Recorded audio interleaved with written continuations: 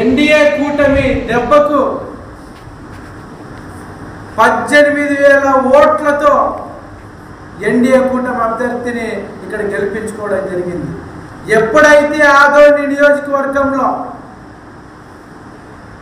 మరి కూటమి నాయకులంతా కలిసి వైఎస్ఆర్ కాంగ్రెస్ పార్టీని 18,000 ఓట్లు పైచిలుకుతో వైఎస్ఆర్ కాంగ్రెస్ పార్టీని చిత్తుగా ఓడించారో ఆ రోజే ఆదోని నియోజకవర్గం నుండి వైసీపీ పతనం స్టార్ట్ అయిందని చెప్పి నేను ఈరోజు ఈ సందర్భంగా తెలియజేస్తున్నాను.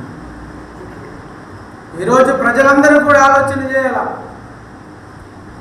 ఈరోజు మీ వాళ్ళపైన అవిశ్వాసం తీర్మానం పెట్టుకొని మీరే నెక్కి మేము నెక్కాము అని చెప్పి రంకలేస్తామంటే ఆదోని ప్రజలు నమ్ముకుంటున్నటువంటి పరిస్థితి.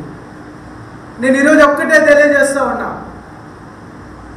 ఇప్పుడు రానున్నటువంటి కౌన్సిలర్ ఎన్నికల్లో, మున్సిపల్ ఎన్నికల్లో గెలవండి.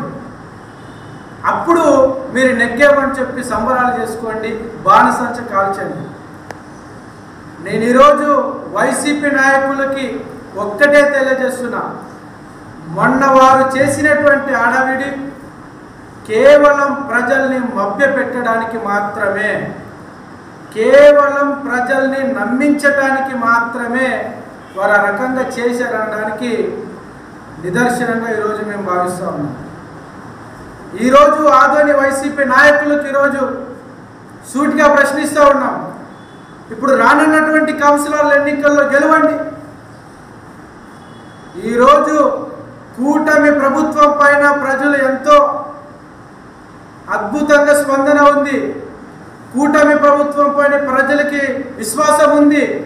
రానున్నటువంటి కౌన్సిలర్ల ఎన్నికల్లో 42 వార్డులకు 42 కౌన్సిలర్లు కూటమి కైవసం చేసుకోబోతుందని కూడా నేను ఈ సందర్భంగా తెలియజేస్తా ఉన్నాను. ఈరోజు వైసీపీ నాయకులు మాట్లాడుతూ ఉన్నారు, కూటమి ప్రభుత్వం పథకాలను ఇవ్వట్లేదు, కూటమి ప్రభుత్వం అది చేయట్లేదు, అభివృద్ధి చేయట్లేదు అని చెప్పి.